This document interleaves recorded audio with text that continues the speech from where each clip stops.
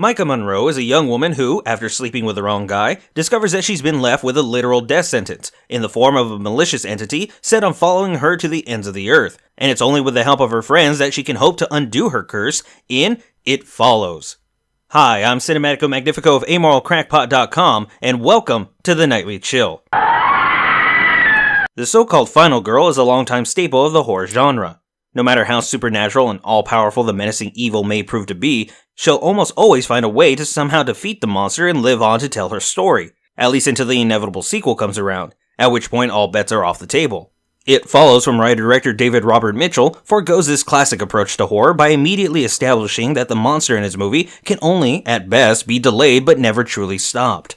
Slowly but surely, the titular It will make its way to its current target and brutally kill them before moving on to the next. The victim in this case being the last link in a seemingly ancient chain of desperate or unsuspecting souls cursed by some supernatural STD. How this started and what happens if the end of the chain is reached is never revealed. All we know is what the characters in the movie know. This death sentence will eventually catch up with them no matter how far and long they run. And it's this unsettling sense of finality that sets It Follows apart from the crowd. No matter how the movie ends, the hero will not ultimately win. They simply gain a temporary stay of execution. This results in a movie consumed by an unsettling and perpetual sense of dread, where characters engage in a desperate and futile attempt to fight against the very notion of mortality. And unlike the Final Destination franchise, it does so with no sense of irony or zany self-aware antics. This also results in one of the few such movies that has such a strong moral and ethical debate at its core. Underneath its creative concept, natural performances, and a love or hate it soundtrack comprised of the sort of synth music heard in horror movies of the late 70s and 80s, It Follows leaves its characters to do whatever they can to prolong their own lives, by mere hours or days at times, by putting others in mortal danger.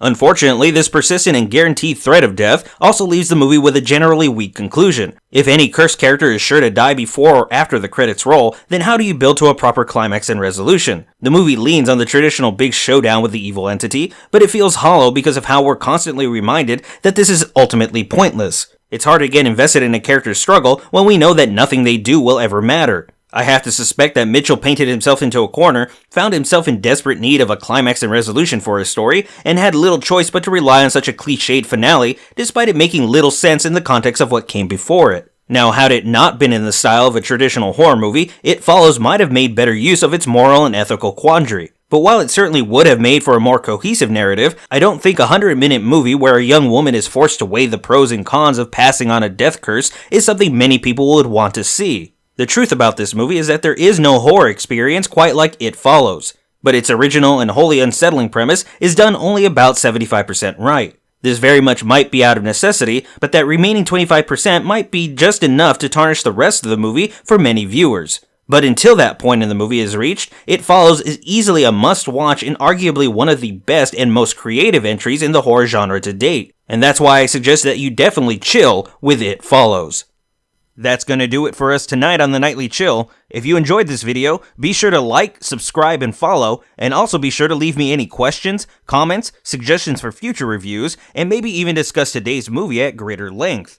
And as always, this video is brought to you in part by our viewers. If you'd like to learn how to support this and other projects, please visit AmoralCrackpot.com or check the description below.